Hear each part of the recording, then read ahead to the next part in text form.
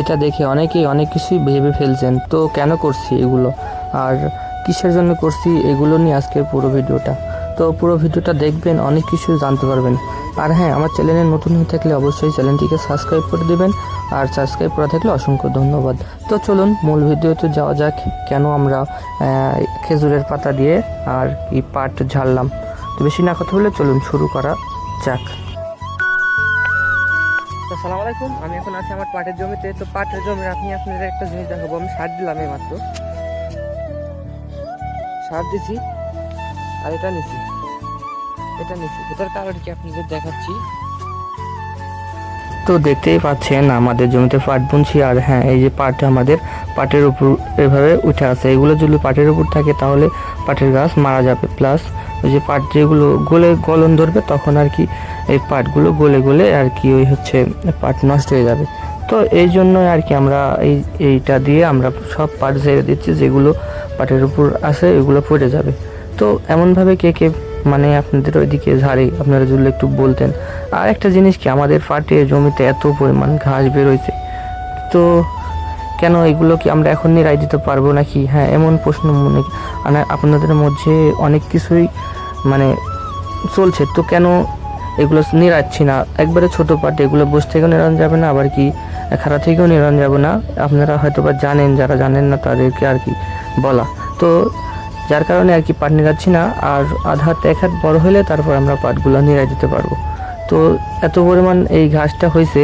আপনারা এই ঘাসের নাম কি নামে জানেন একটু কমেন্ট করে যাবেন। আমাদের এইদিকে বলা হয় টেপা ঘাস। তো যাই হোক, দেখতে পাচ্ছেন পাটের থেকে মনে হচ্ছে যে আর কি ঘাসটাই বেশি হয়েছে।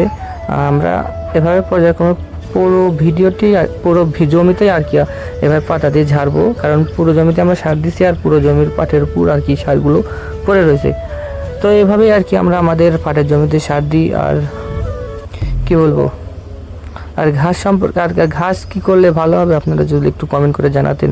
আমাদের এদিকে তো এগুলো আরও এক ভাত যদি পাট বড় হয় তাহলে এগুলো নিরাবো। এখন কি নিরালে ভালো হবে নাকি, এটা সম্পর্কে আপনাদের কাছে আর কি জানতে চাইলাম। আপনারা সবাই এটা কমেন্ট করে জানাবেন। আর আমার চ্যানেলে নতুন হয়ে থাকলে অবশ্যই চ্যানেলটিকে সাবস্ক্রাইব করে দিবেন। আর আমাদের নাটোরের পাটগুলো, জমিতে যেগুলো পাট বোনা রয়েছে সেগুলো প্রায় সবগুলোতেই আর কি এমন ঘাস বের হয়েছে। তবে এই ঘাস আমরা যদি পাট বোনার আগে আর কি আমরা ভালোভাবে 2 থেকে 3টা চাষ দিয়ে বুনতাম তাহলে হয়তো পারে এমনভাবে বের হতো না। তো যাই হোক, ভুল হয়েছে আমাদের, যার কারণে আর কি আপনাদের শিক্ষণীয় এখান থেকে আসে যে পাট বোনার আগে আসলে পাট বুনবেন না, আপনারা সবাই আর কি চাষ দিয়ে বোনার চেষ্টা করবেন। এই তো আপনাদের অনেক কিছুই দেখায়, আসলে আপনারা আমাকে সাবস্ক্রাইবও করেন না, লাইক দেন না, কিছুই দেন না, যার কারণে আর কি ভালো লাগে না। তো সবাই একটু সাবস্ক্রাইব করে দিবেন, আর আমার ভিডিও কেমন লাগে একটু কমেন্ট করে জানাবেন। তো তারপরে আমাদের এই তো এর পরিবর্তে কী নিয়ে ভিডিও করব আপনারা একটু কমেন্ট করে জানাবেন। আর হ্যাঁ, আমার চ্যানেলে 100 কাছাকাছি সাবস্ক্রাইব হয়ে গেছে। আমি প্রতিদিন লাইভ করি, আপনারা সবাই আমার লাইভে জয়েন হয়ে যাবেন। আর পুরো ভিডিও তথ্য আর শর্ট ভিডিও আমি বেশিরভাগ আপলোড করি আমাদের ফেসবুকে। আমাদের ফেসবুকের লিঙ্ক আমার ডেসক্রিপশন বক্সে দেওয়া থাকবে, সবাই একটু গিয়ে দেখে আসতে পারেন। আর আমার টিপস পেতে অবশ্যই আমার চ্যানেলটিকে সাবস্ক্রাইব করে রাখবেন। আর দেখতে পাচ্ছেন আমার পাটের জমিতে প্রায় এভাবে বলতে বলতে শেষই হয়ে গেছে, আর বেশি নাই, অল্প একটু ফাঁকা আছে।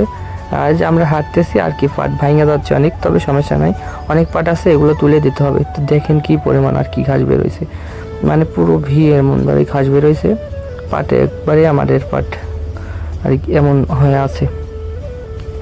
তো এমন ঘাস কোথায় বা কোথায় হয়েছে, আপনারা এই ঘাস সম্পর্কে কি নাম জানেন একটু কমেন্ট করবেন। তো যাই হোক, অনেক কিছুই বললাম, আপনাদের মনে কেমন লাগছে আপনারা একটু নিজের থেকেই বলবেন। সবাই ভালো থাকবেন। আর আমার চ্যানেলের অল্প দিনে আমি নতুন কিছু নিয়ে আসবো, নতুন স্টাইল মডেলিং করে আমি আর কি ভিডিও করার চেষ্টা করব। তবে কোনো ভিডিওতে আমি স্কিপ করব না, আমি যেটা রিয়েল সেটাই আপনাদের দেখানোর চেষ্টা করব। সবাই ভালো থাকবেন। আর হ্যাঁ, আমাদের নাটোরের সব ভিডিও পেতে আমার চ্যানেলটিকে সাবস্ক্রাইব করে রাখবেন। আমি নাটোরের সব কিছুই আপনাদের মাঝে দেখিয়ে থাকি, জানেন আপনারা হয়তো আমার চ্যানেলে যারা ভিজিট করছেন তারা জানেন। আর আমি প্রত্যেকদিন আমি 10টার পরে লাইভে আসি, সবাই আমার সাথে যোগাযোগ করতে পারেন। আর এই বলেই আমি আর কিছু বলতে চাচ্ছি না। সবাই ভালো থাকবেন, সুস্থ থাকবেন, এটা বলেই আজকের ভিডিও এখানে শেষ করলাম।